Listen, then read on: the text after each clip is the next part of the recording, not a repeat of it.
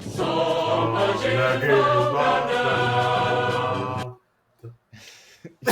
Continue. He almost got me. I was thinking along. Yeah. This is kind of shit we get onto in La Cancha. Oh my god, we're Demontes already. How fast.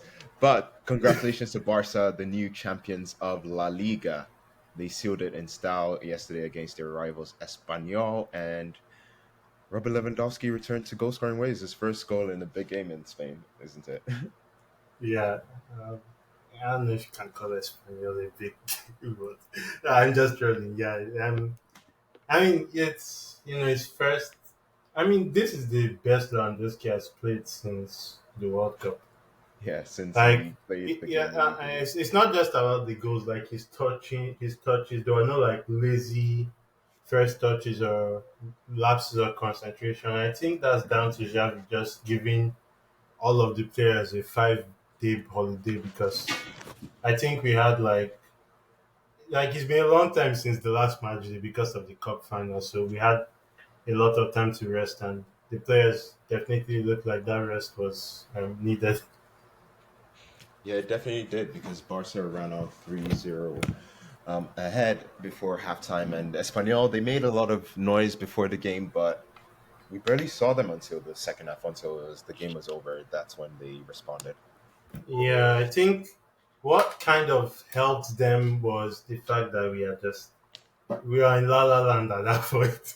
And then I think the only Espanyol player you can really give any credit yesterday was Puadu. He came on for Brathwaite, and I think the game definitely meant something to him. So I think that's what inspired the other players to start actually trying. Yeah. And what does this title rank in the titles won by Barcelona? Because this will be their ninth in, I believe, 15 years. Mm, I don't know. I don't know how to rank it, man. The title is a title, especially when you haven't won one in 4 years. Like so, I mean, on one hand, there were a lot of boring games from this team where I suffered. I'm like, my eyes can't believe that these guys cannot score goals. But then, I don't know. Like, I don't really know how to rank it. I'm just happy we won, man. Yeah, Xavi describes this title as the first step in stabilizing the project for Barcelona. And Laporta seemed to claim that winning the title meant that Barcelona were the best team in the country. In the country, Yeah. I mean, yes, I guess. What else is it supposed to be? I don't know. Better than I Real don't know what Madrid he's at the trying. moment. That's how I remember it. I mean, if our last game is anything to go by, uh, I mean, the team deserves it to be first in a 38 game season that requires a lot of concentration and consistency, and to be first by 14 points is, there's no doubt Yeah, that the team was the there's best. definitely no doubt. Yeah. And the other goal scorer in the night was Jules Koundé got his goal, and Alejandro Balde also scored, and the two fullbacks scoring was something that we haven't seen from Barcelona all season. Yeah. I think Balde has attacked a lot and given some assists. He even gave an assist on Sunday, but his finishing has been kind of, well, expected of a 19-year-old defender. Well, Kunde, I've noticed that as this season, in the last month or so, he's actually gotten more comfortable with the right back role and he's like getting forward in attack, providing assists now, even scoring goals. So that's nice to see. Yeah.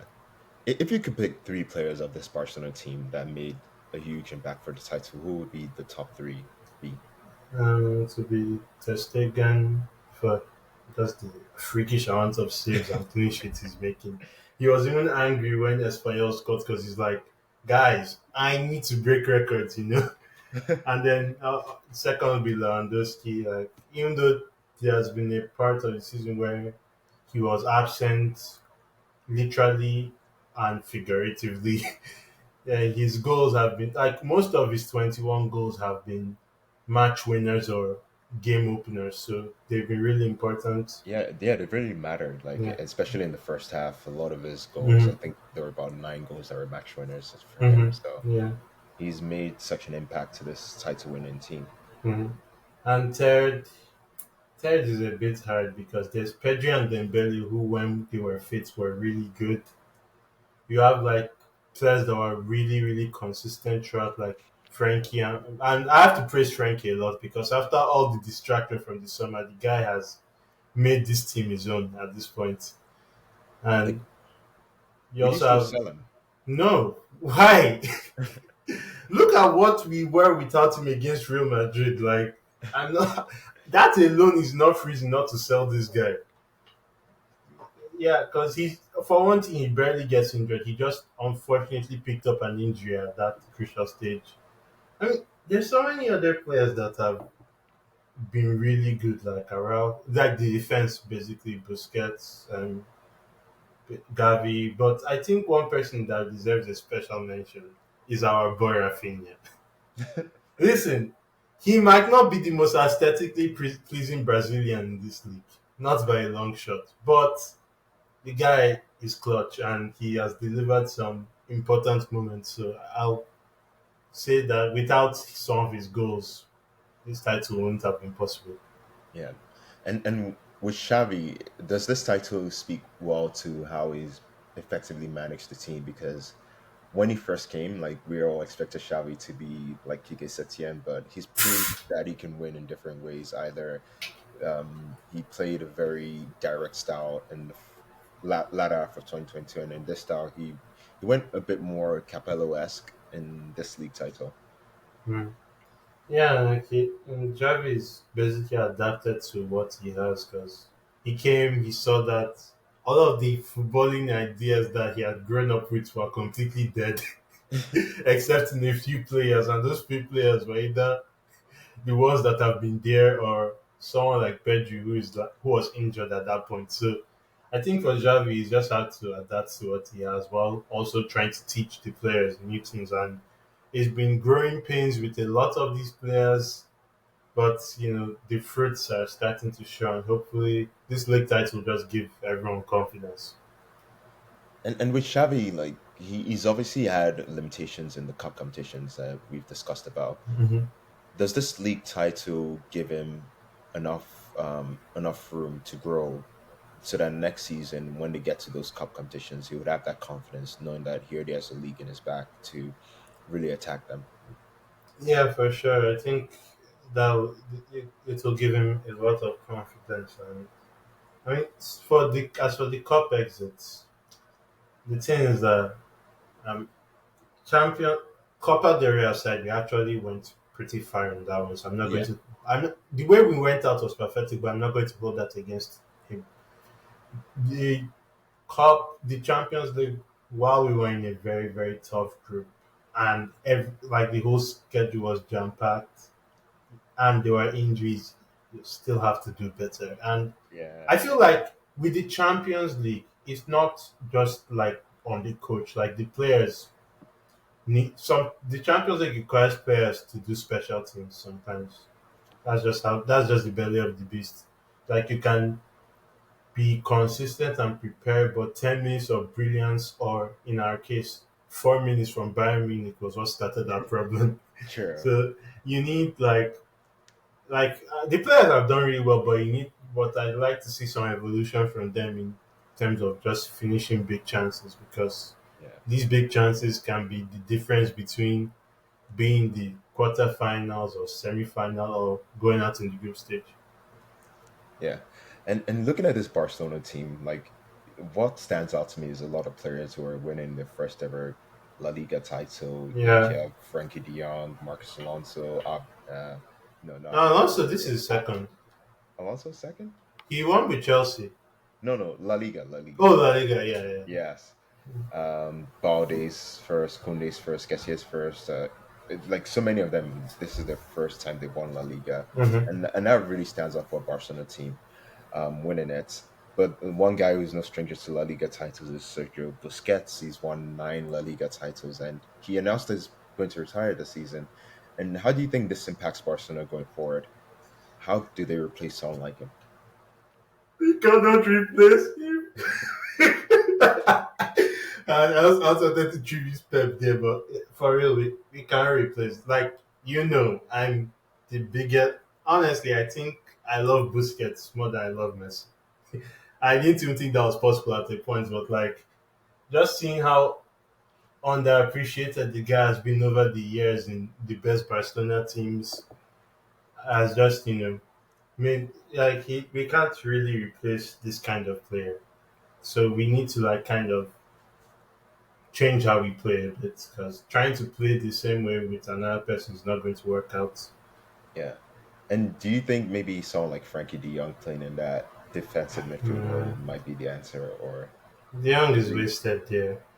Mm, Like he does his best work as an eight besides the defensive midfielder, so he'll be wasted there.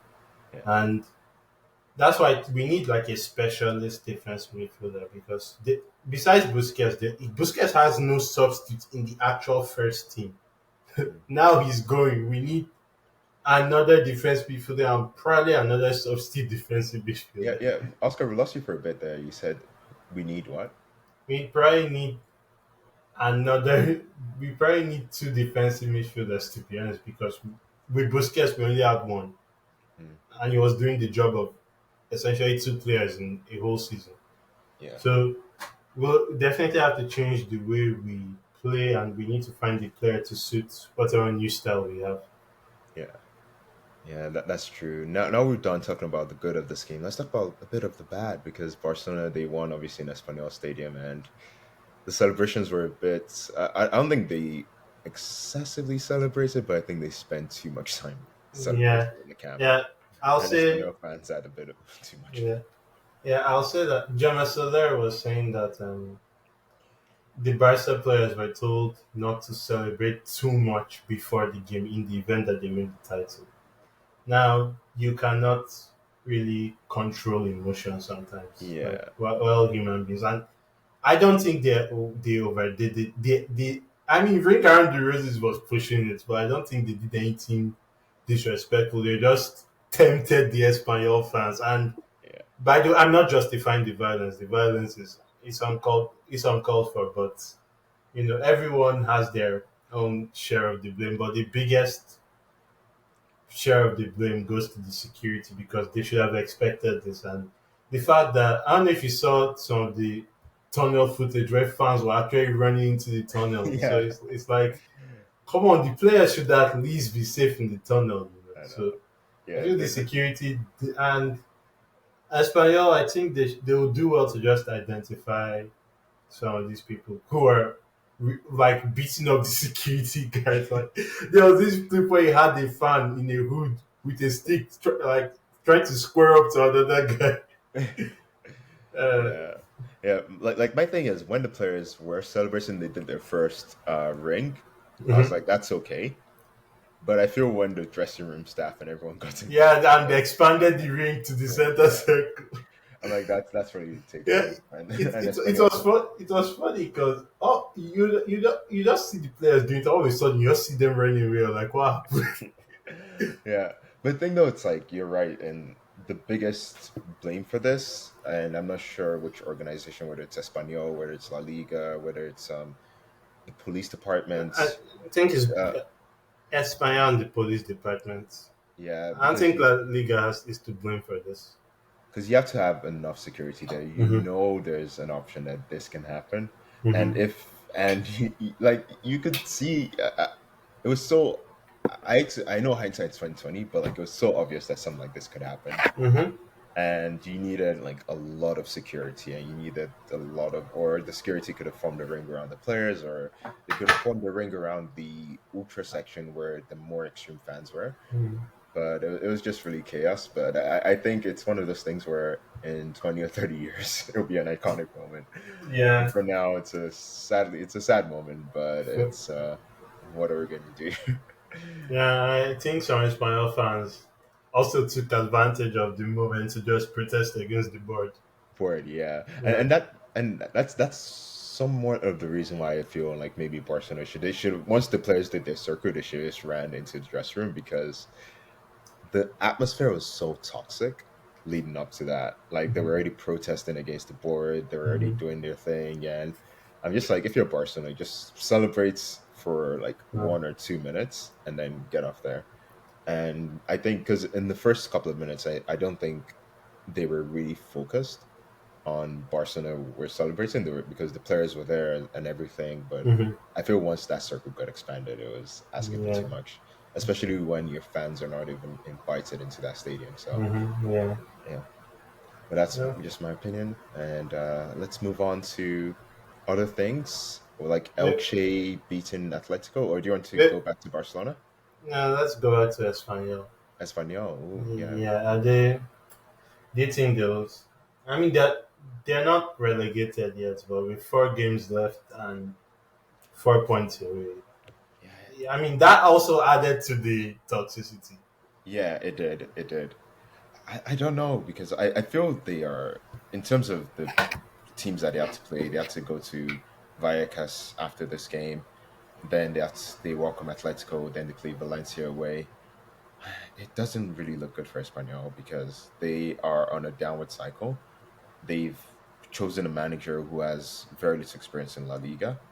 Yeah, I do think they might win their last game against Almeria because Almeria are notoriously terrible at home. But yeah. I don't know. I also think it's Sergio Garcia. The thing is that the players, everyone has acknowledged that under Sergio, they're kind of playing better. Like he's Yeah, taking risks. Like in the derby, he didn't start the defensive midfielder because I guess he wanted 3 midfielders that were comfortable on the ball whenever Espanyol had it. It's just like idea versus application. yeah. So I don't And know.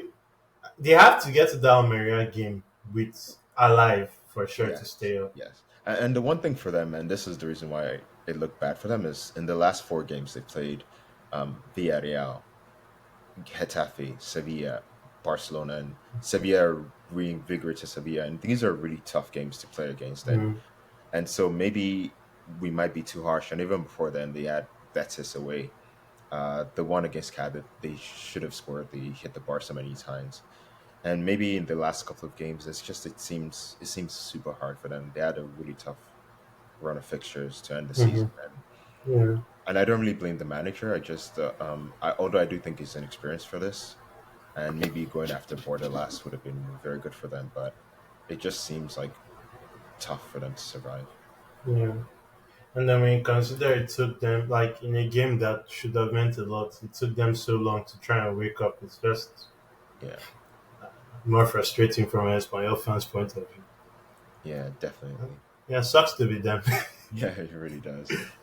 But I feel if they do go down, they'll come back straight up. And the question is, what will happen to Elche? Because they beat Atletico, and it was like they deserved it. And there's controversy about the goal, but I would say if you're Atletico Madrid, you're playing against a relegated team. You shouldn't, no matter how bad the goal is, you shouldn't be complaining about that. And I felt Atleti when they somewhat went back to old ways, but they did create chances in this game. So Mhm. but I'll say fair credit to Elche because I didn't expect this from them, and I'm sure their fans must have enjoyed this after confirming their relegation last week. Yeah. The thing is, I kind of said on the group chat that I have a reason for why this happened, but I'll save it for a podcast so people can listen to the podcast.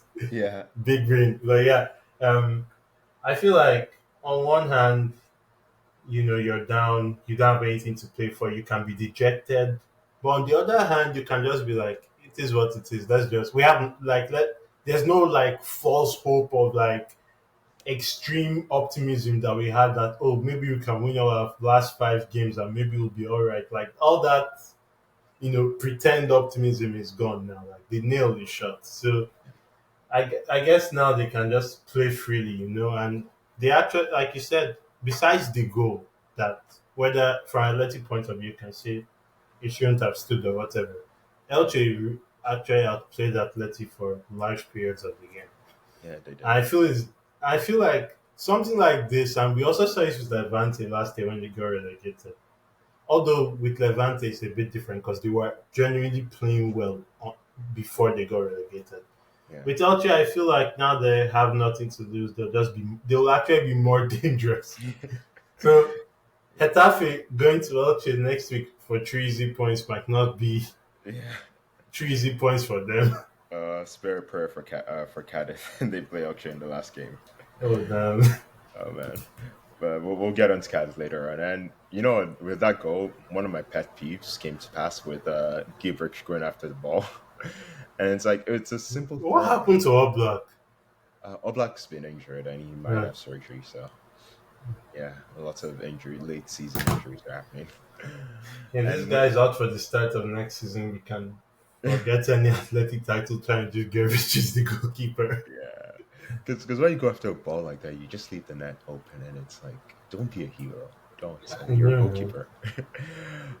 But Elche winning means that Real Madrid went top of the table. Not top of the table, but second. Sorry, I'm sorry. I'm Uh, sorry. yeah, This was yeah, so sweet, man. I can't lie. Like hearing all of the excuses. Oh, we don't care about La Liga. We only care about the Champions League. Let's yeah. continue. Yeah, let's continue because we'll talk about Etafe first because they're the ones that really needed this point. They came close to getting an unlikely point, but it's one of those where they have to take it on the chin, Etafe, because Yeah, the next game against Elche, as you mentioned, is the more important game. It's the one where they should kick themselves if they don't yeah, get 3 points. exactly. And And looking at, oh sorry, so I was like, before this game, I was like, if I'm Hetafe, I'm just praying for this game to be over and done with because the yeah, last four fixtures look better than the other rivals. yeah, it really So does because they have Elche. Betis at home might be difficult, but they have Osasuna, they have Valladolid away, and okay, Valladolid. We'll get onto them. They're playing well at the moment, but I doubt they can survive. Um, yeah, I've always but doubted. But let's go back to Real Madrid because this last week they played against Manchester City in the Champions League, and it was a more even game than we saw in last year because I felt Madrid were very good, although the first goal came against the run of play where Vinicius scores an absolute golazo, and they were dominating City. They were closer to the second goal than City scores, and it's sort of I think it's a good result, but at the same time it might be a bad result. it's a better result for Man City for sure because Yeah, if you look at how Pep approached the game, like not making any substitutes or anything, like the guy's objective was clear. Like we're not going to like play gung ho or anything or give Real Madrid any reason to get into Champions League mode yeah, because they seem to be more dangerous when they're losing. yeah, So I feel like from a serious point of view, like he's just like a draw at the Bernabeu is a great result, and if we bring it back to the Etihad, we have home advantage. And if you look at their home results in Europe this season, they've been quite something. So yeah, yeah, because they drew away at Leipzig and just tore them apart. yeah, I think they drew away at Bayern, but that was after they tore them apart at home. So I guess Pep is banking on that home form and the game changers he could have from the bench in Alvarez, Foden, Mares could come in if Man City need a goal. yeah, And from Real Madrid, the guys that we thought might be a problem for them in the first leg actually played really well. yeah. And they were able to silence Holland pretty much. Really. Like he barely had a few sniffs, and when he did, I They feel were Rudiger straight at did Courtois. well. Yeah, Mhm. and there was I think there was a block. I think it was Alaba that blocked the one where he had a clean chance. So Um, I feel Real Madrid did really well in terms of handling Manchester City's attack, but like you said, they were at the Bernabeu, and if they go to the Etihad, which isn't a fortress, but it could be difficult for them compared Mm. to being at home. Yeah. I mean that's what Pep's banking on. I mean I hope he's right. Otherwise it's going to be a tormenting next month for me. Yeah, you never know. Maybe Inter can do something, but we'll see. Let's see. Let's move on to Villarreal because they were the entertainers this weekend. They absolutely destroyed Ernesto Valverde's Athletic 5-1. Setien fans were going crazy in the chat. It's And young versus already.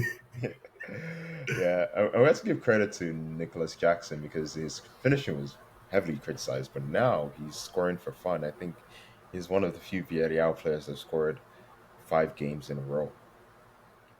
Yeah, he's like from 3 goals at the start of April. He's not actually probably two.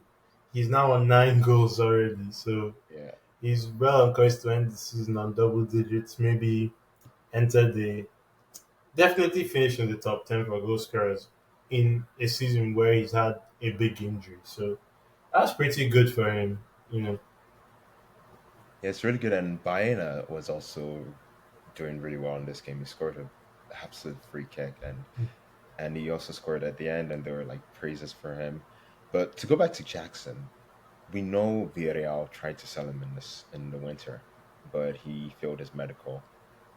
At this point, where I'm not sure how much his contract has changed, but if you are Fernando Roig, do you give him a new contract or do you try to sell him? I mean, if there's a market for him, I guess sell him while he's hot, but make sure you sell him for a reasonable amount. Like I looked at the 25 million Bournemouth offer in January. I'm like, this is not enough considering the fact that you're loaning out Danjuma. Yeah, So I feel like they could be smarter in whatever business they do with him.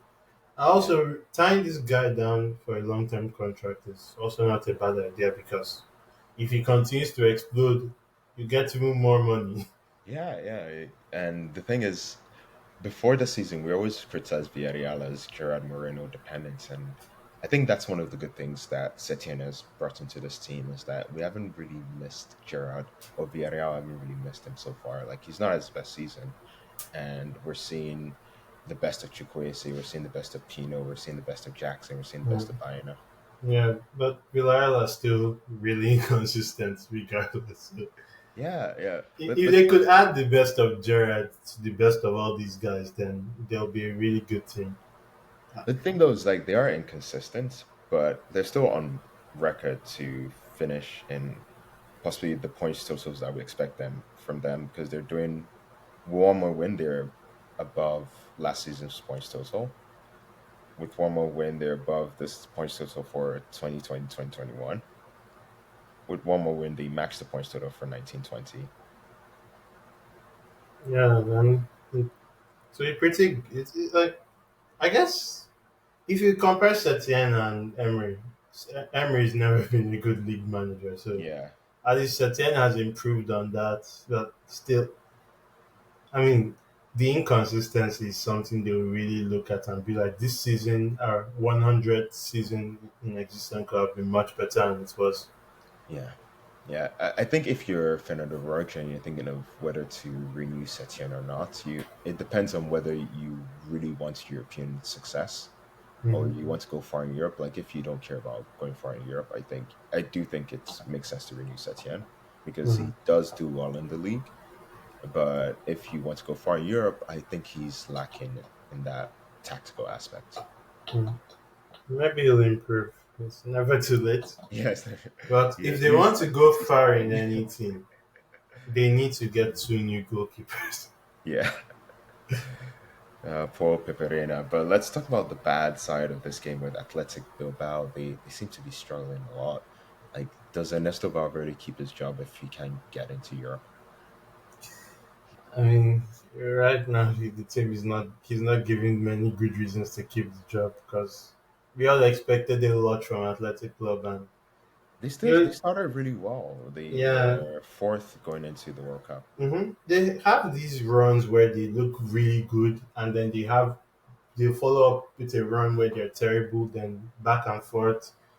In this game in particular, I feel like the injuries in Nico Martinez has been having was the fact that his mind is probably elsewhere with this being the last year of his contract. Also affected their defensive abilities. Like in this game, Villarreal had several 3-on-1 situations. Yeah, yeah, yeah. And we're used to seeing Athletic being, a good defensive unit. Yeah, yeah, we're used to seeing that. And the one thing about Athletic is when they create chances, they don't convert it. And that's something Hmm. that they're missing. And it's not something that they can easily remedy because we know what their transfer policy is like unless there's a new Basque Fernando Llorente or a new Basque Aduriz. It's not going to happen. Hmm. Yeah, so I mean, I guess give all that in mind, it would surprise me if they start Valverde because Yeah, I guess he's doing like he can only do so much with the inconsistent finishers in the team. yeah. The only thing I would criticize him for, especially since I don't know the full story, is his use of Muniain. Like, what did the guy do? Yeah, I don't know. It's one of those rare cases because he used to Munine was starting for them all the time when they were really good, but Hmm. I think something happened after that Barcelona defeat before 0 that changed the dynamic for this team. And But if I looking can good at remember that 4-0 clearly, Muniain came off the bench in that game. I don't think he yeah. started. Yeah, but I feel it was in that game where Valverde went super defensive and that didn't work out. Mm. Yeah. But Villarreal's win puts pressure on Atletic's Basque rivals Real Sociedad, who tied with Girona. And this was a good way to start your Saturday morning. Like Mhm. lots of goals in the first half. Real Sociedad, they were playing really well. They've qualified for Europe for the fourth consecutive time in their history. I'm sorry, fourth consecutive time.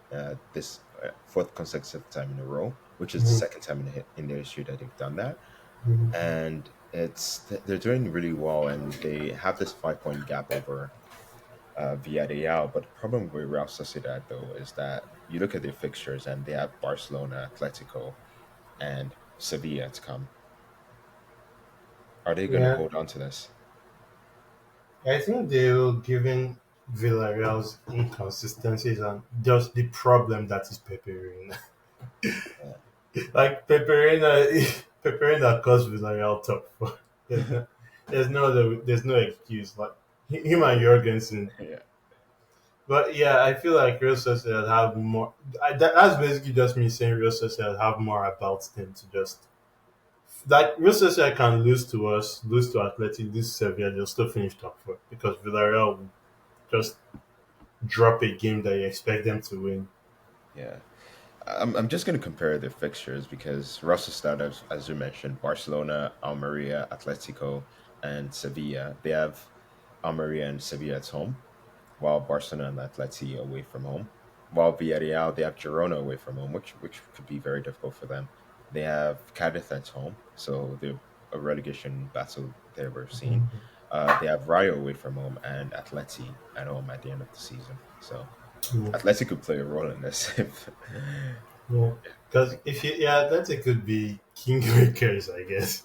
yeah, But if you look at Real Sociedad's list, if Sevilla get into the Europa League final, they might not take that last game too seriously. So that might be an easy game for Real Sociedad, easier game for Real yeah, Sociedad versus Atleti.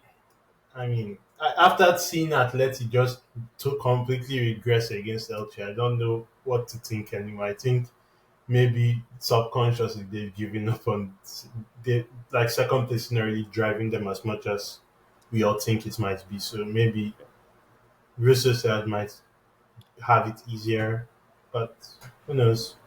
yeah. Who knows? But there are two teams obviously in this game, and we have to talk about Girona. Girona, they just got the UEFA license, so if they finish seventh, they will play in Europe. And their fixture list is Villarreal, Celta Vigo, Betis, and Osasuna, which doesn't seem too difficult for them. Uh, do we think they can get this over the line? Hmm. I, I mean, I guess the fact that they play Osasuna directly is actually a good thing for them because they can, if they win, they can eliminate one competitor. Yeah, but the Athletic Osasuna Club are game is the kind of last game of the yeah, season. yeah, yeah, but I think the race for seventh will be well alive by then. Then Athletic Club, I don't really know anymore. I can't trust them.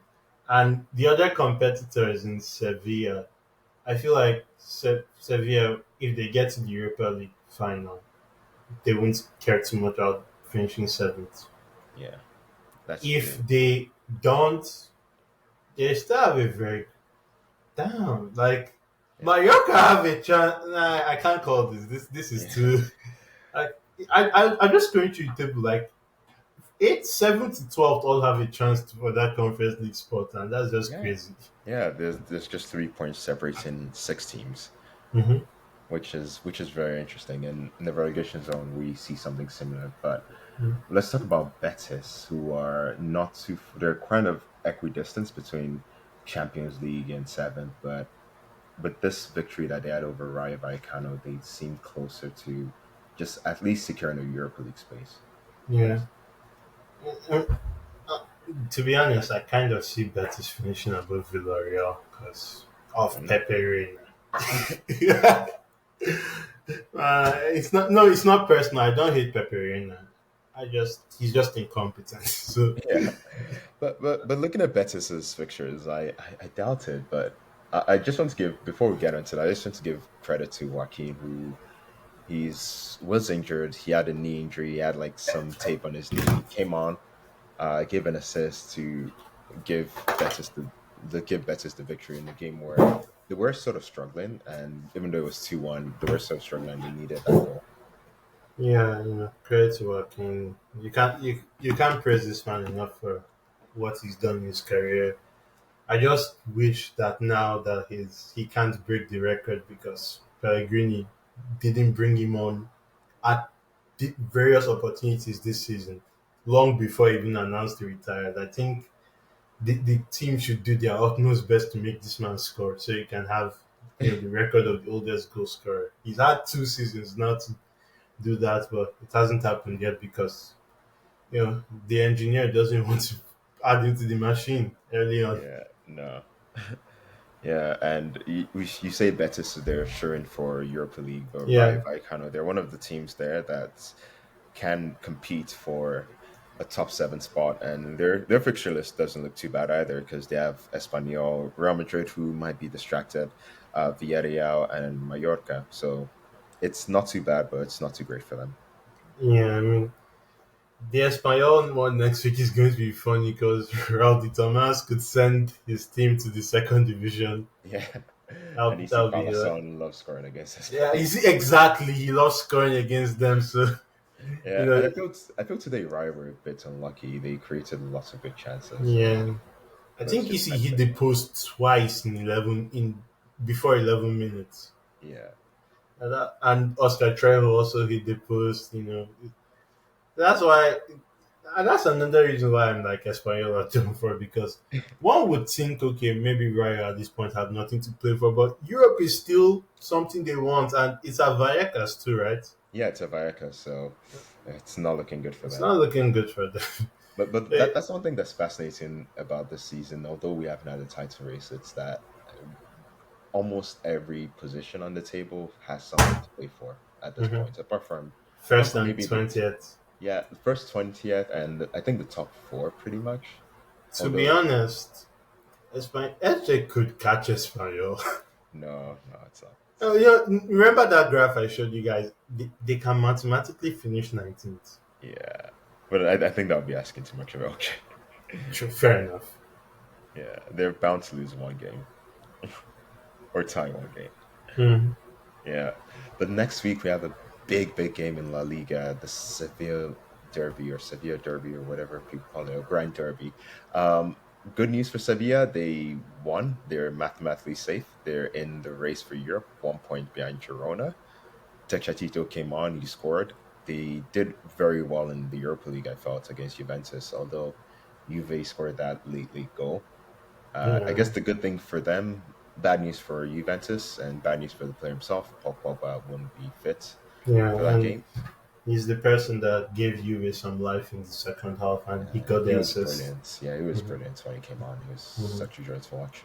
Yeah. Uh, but Sevilla, they somewhat got lucky against Valladolid because of that incident where the referee raises his hand and blows the whistle as they Right as a scored. shot is being taken. Yeah, and for that That one, it's caused controversy. Like I'm biased, but my point of view would be like, hey, the referee already gave 4 minutes.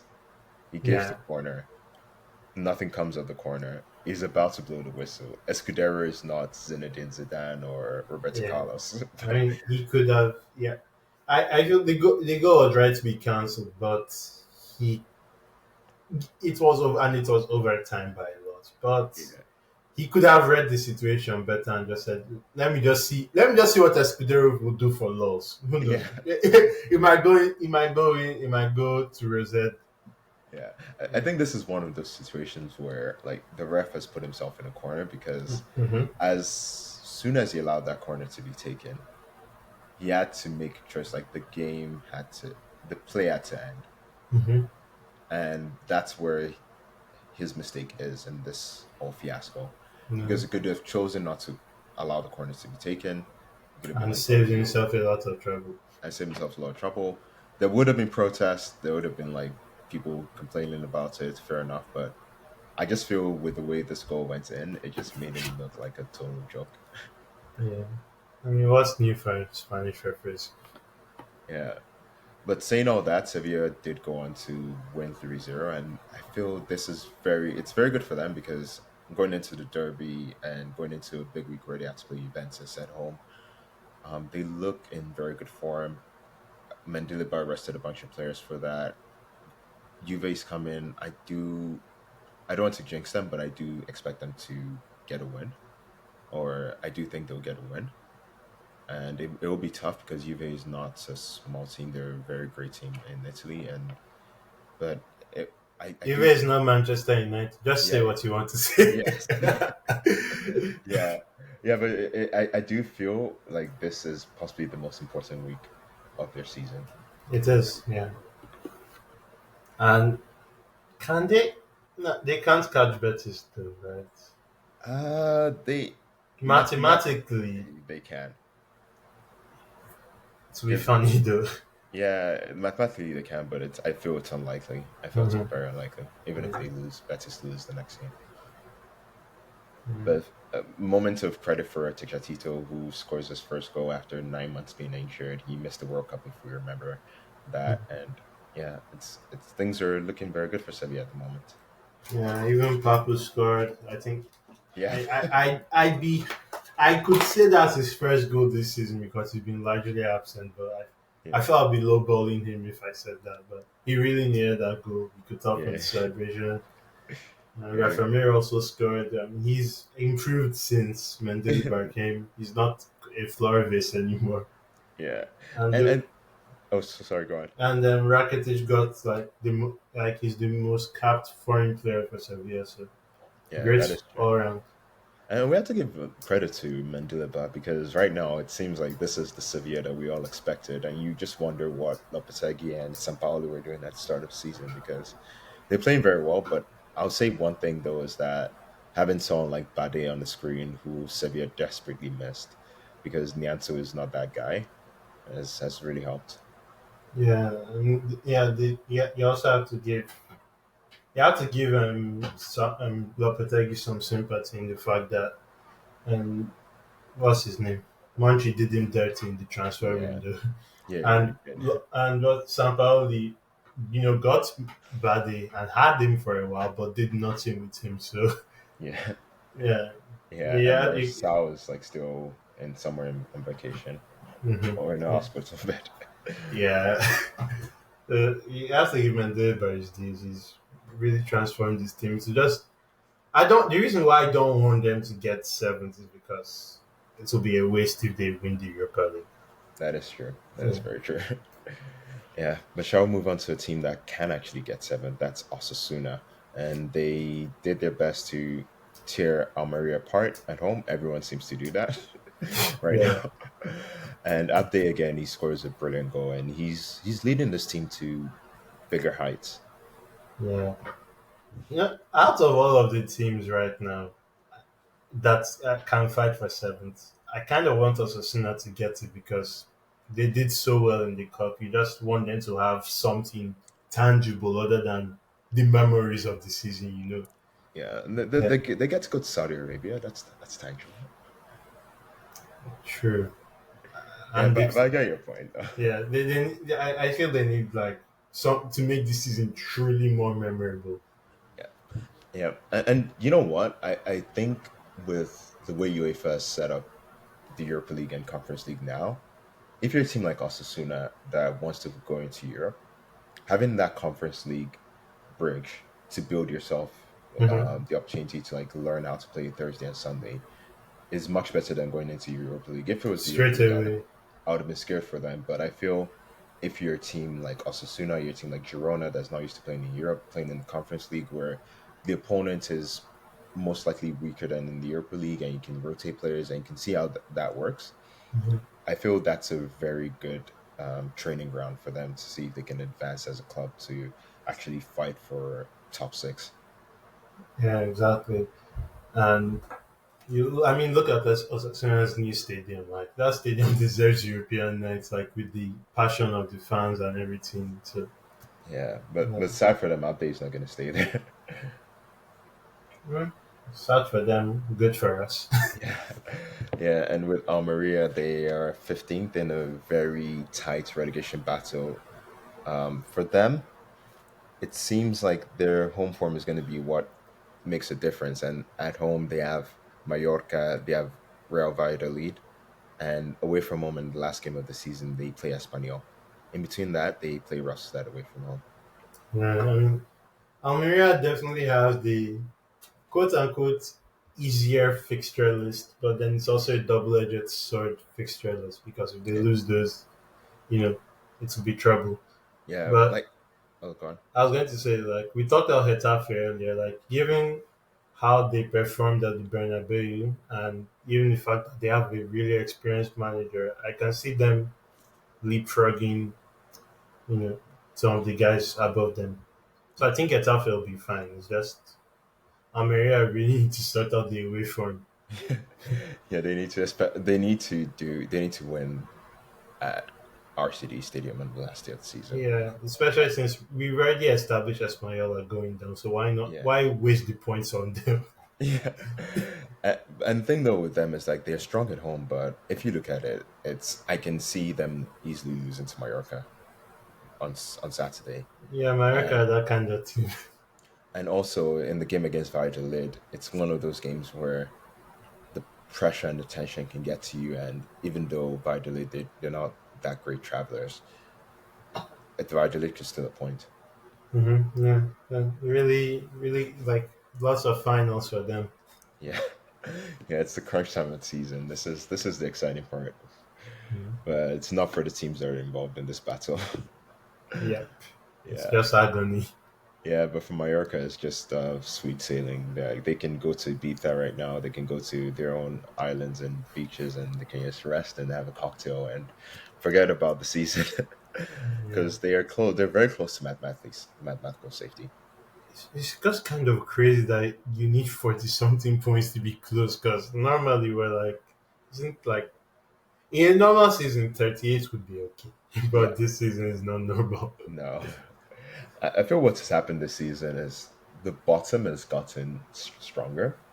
The Yeah, middle has maybe regressed a bit, and the upper middle has maybe regressed a bit, but the bottom teams have gotten a lot stronger than previous seasons. I'll definitely agree with the upper middle getting weaker. Yeah, and that's why it's like so jam packed and 7th to 12th and 13 or 14 to 20 to 19th. So, but I guess we can say that Mallorca are safe and they do Yeah, deserve for it. sure. They've been decent throughout the season and they've played some good stuff in their home time in their own turf. Cadiz, for them, this is another setback.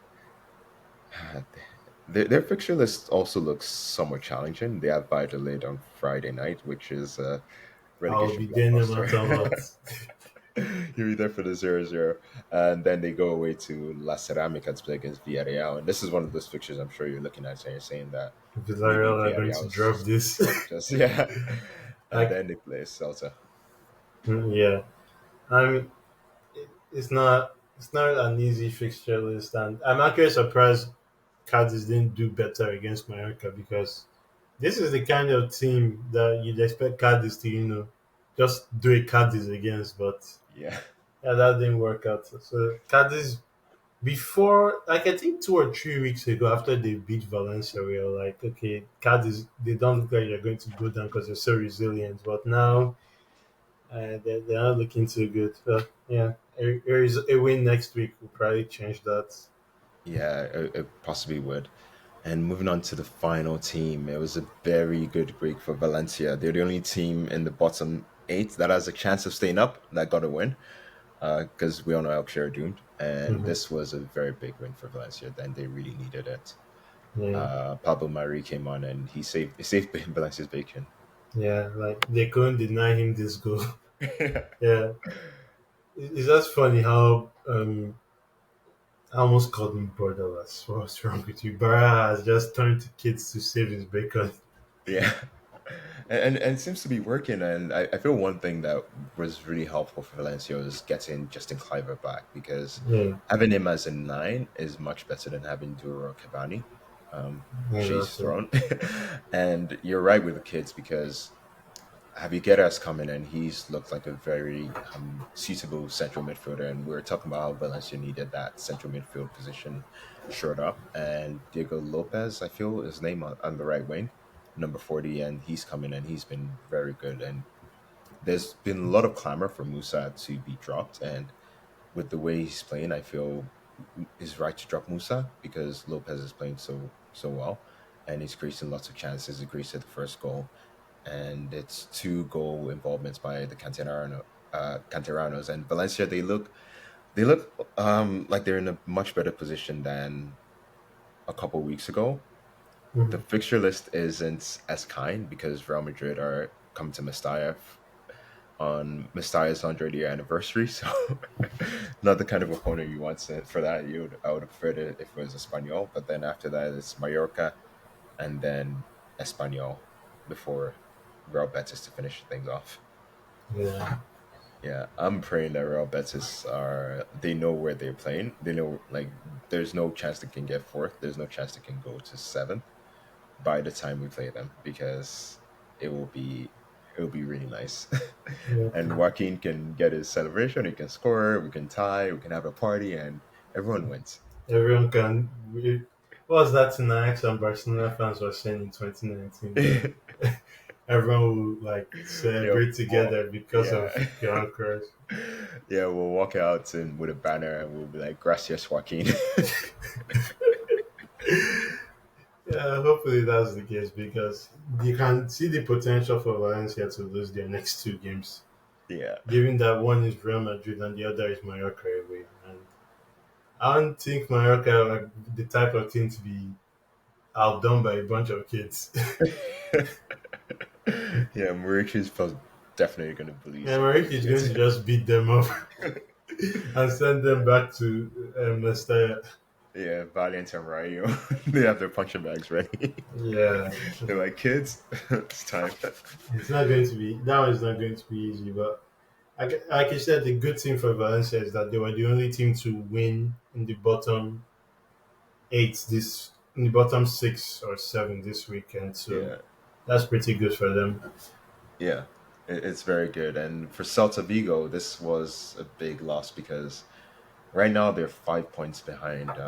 They're 5 points ahead of safety, and they have a couple of tricky fixtures coming up, because they have Athletic, Girona, Cadiz away. Then they play Barcelona in the final game of the season, which might or might not be an easy game for them, depending on what team Xavi sends to Vigo.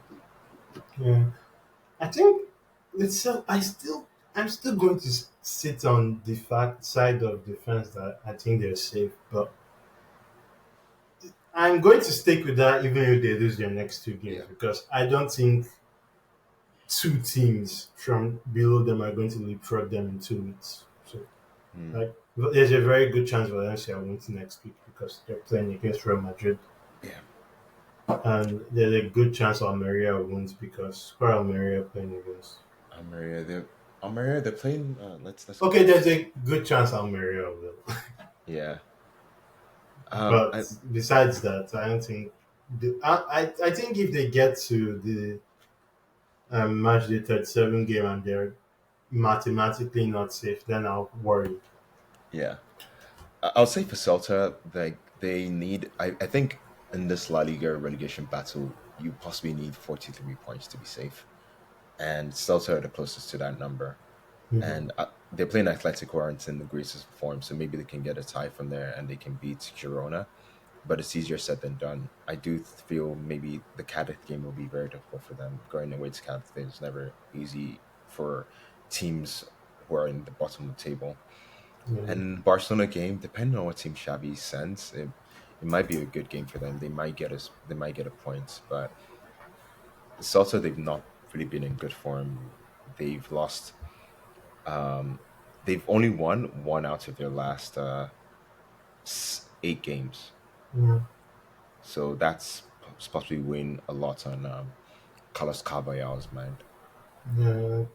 I'll feel bad if he somehow makes them go down because it will be another Swansea again. Yeah, Where like Swansea under this guy were playing some good football, and I thought they were actually going to stay up. Then surprise, surprise, match the 38 scary things. yeah, it's really sad, but I don't know. I don't like. I'm gonna be selfish. I don't know whether I want Salah to stay up. If it's at the expense of Valencia, then no. But they're a good team. They're really nice to watch, and I do like Caballero as a manager. I feel he's brought a lot to La Liga. So Hmm. let's put our fingers crossed that he can stay up. And Like I if think you that's ask me, yeah, I want Hetafe to stay up, even though I know now it's not going to be there next season. Like I just at this point, I'm just so used to Hetafe being in the league that yeah. why not? And I, as weird as this will sound, I actually don't want to see Espanyol relegated. Like I want them around to be punching bags. Yeah, it's sort of Like yeah, it's like us losing Levante and Valencia fans are celebrating. I'm like, we get 4 points minimum from these slots yeah, every season. exactly. Like these are points you should throw away. Like Cadiz and Rio Verde can go. I Yeah, don't feel anything. yeah. Especially for Cadiz, I'll be No, I feel with Cardiff just because of the story behind the that. trauma Yeah, from these guys destroying us in the last 2 seasons is too much. Like the retribution must be. yeah. Like the reason why I like Cardiff stay up is just the story of it because they're a team that they don't have a huge budget. They have one of the Mhm. lowest budgets in the league. They sort of stuck with Sergio. Sergio did really well. Yeah. And I know they're not the nicest team to watch and everything. It's just this. I just feel like they're like They're a the nicer team underdog. to watch now, though. No, Like, yeah, but the PTS, like, I'm afraid of the color yellow. I'm not. No, this isn't even a joke. I see anything is yellow, all I think out is cards, and I get triggered. yeah, but we'll see, we'll see. I've already said I think people in podcasts know who I want to go down. They Yeah. were purple, so Well, you might just get your wish after all. I know, I know, and see the big Ronaldo go down will be sweet as well. So yeah. Yeah, but now let's move on to European football, the Champions League. We already spoke about Real Madrid City. The other game was Inter AC Milan, and Inter they did really well in that game. They should have been out of sight for the second leg. Yeah, like Milan did not show up at all in the attacking sense, and you can't just pin that down to missing Rafael Leao. They needed to be better than that. Like you had some chances that Messias would just completely and inaccurately place wide, Yeah, and then Inter they should have won by more. And I don't know if that's going to come back to bite them, yeah, but if they play anything like they did last week, they should be fine.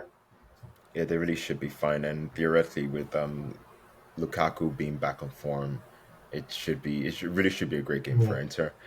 AC Milan they lost to Spezia over this weekend. Did you see the images of the ultras or the big No, fans confronting Milan players? no, I didn't. But Yeah, that but that can be helpful going into the big game on Tuesday. That yeah, it can be really can be helpful. helpful because Milan they're 4 points behind Lazio in the race for the Champions League, Mhm. and this loss was somewhat damaging for them. So To go they from got com- first to fifth in one season is not good at all. no, it's not. Although I But can see Lazio bottling this because it's Lazio. and Sari, Yep. yeah, and we already spoke about Sevilla, Juventus. Juventus, they are going to be missing. Pogba, I don't know how they're going to do it without him because in that first leg, the image they gave in their own stadium was a bit shocking. But you never know because Max Allegri is one of those ultimate terrorists that Yeah. can pull a rabbit out. So let's not bet against him. Yeah. And I feel like if Sevilla are to win this, it's not probably not. It's not definitely not going to be as easy as the Man United game. So maybe this might drag into extra time or something. It could be that close. Yeah, and they wouldn't want to repeat of what happened in the first leg where Gatti scores with I think a minute overtime. So, Seconds, like that, yeah, it was just so frustrating. yeah, And Sevilla really, like Inter, they really should have made their advantage, their yeah, chances count. But yeah. Like Enesiri gets in plaudits, but I do feel like he showed some of the old Enesiri in after he scored the goal. I expect him to score I that mean, same he goal. only, yeah, I guess. I mean, it's just one big chance missed, but it could Yeah, be in Europe, fine margins.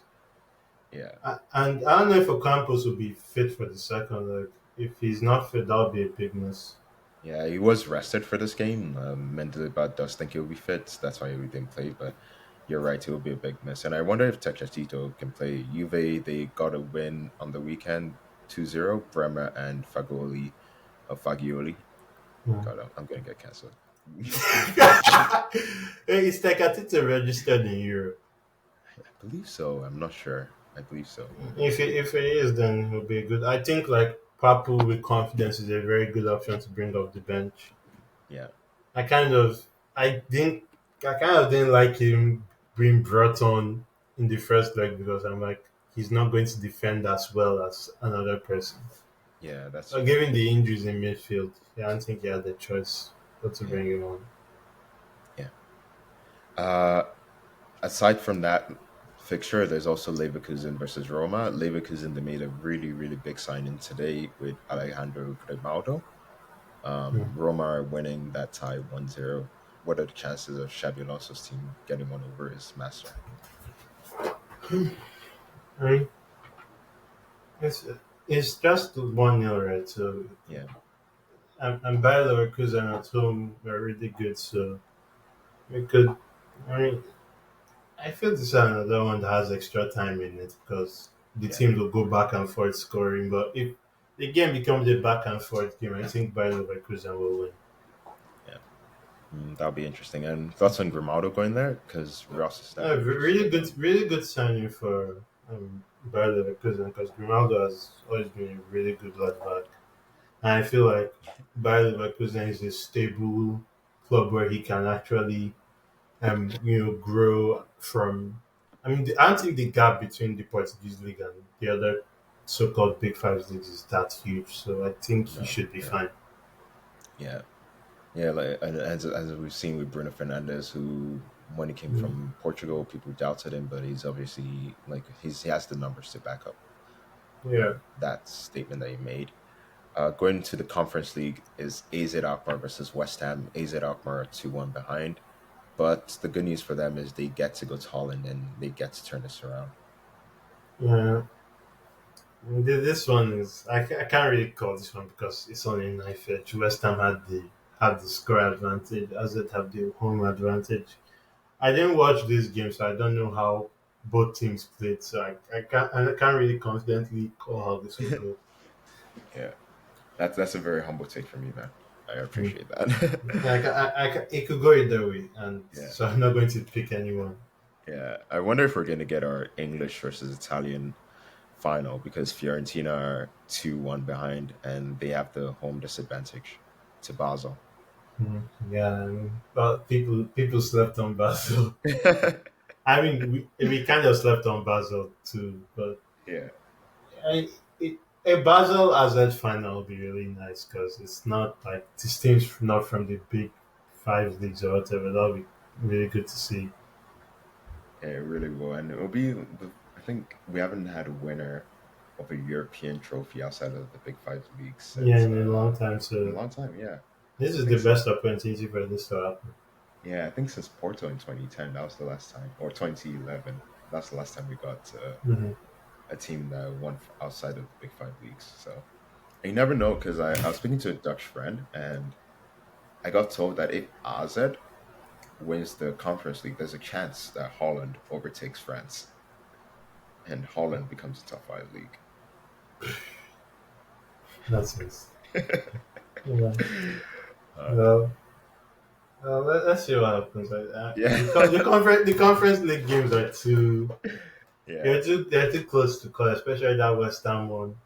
yeah, I prefer. I think we all know I prefer AZ, but it's pretty. I'll respect West Ham strength. They have some pretty good players, so I yeah. think I'll lean towards them. Maybe they might get a draw, but that draw might be hard fought.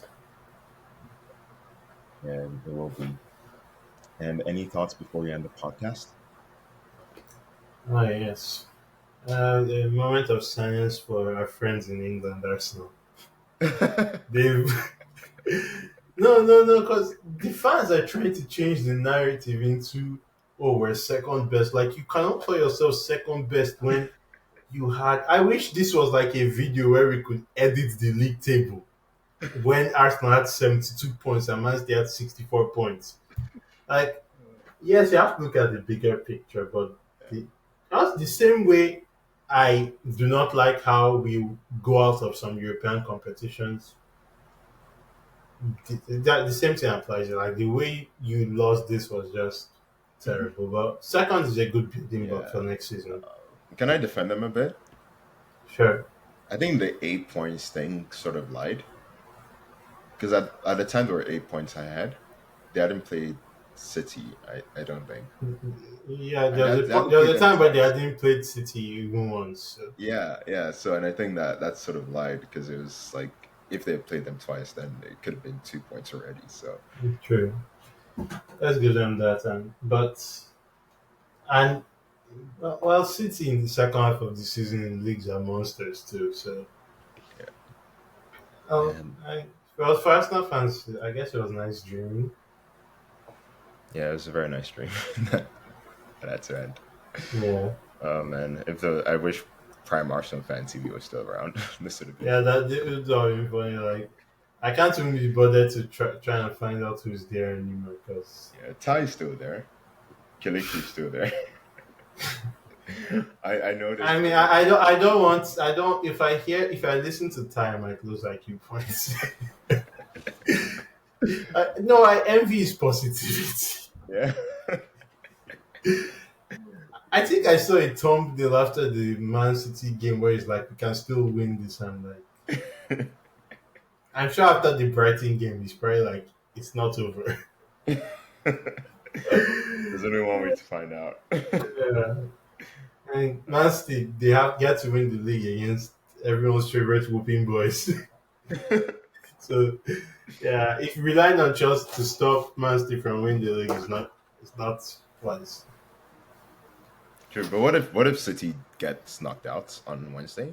Then And that means that's they'll sort of destroy. That means they'll destroy Chelsea even more. then no optimism from you. I forget we forgot to say congrats to one European champion that was crowned this weekend.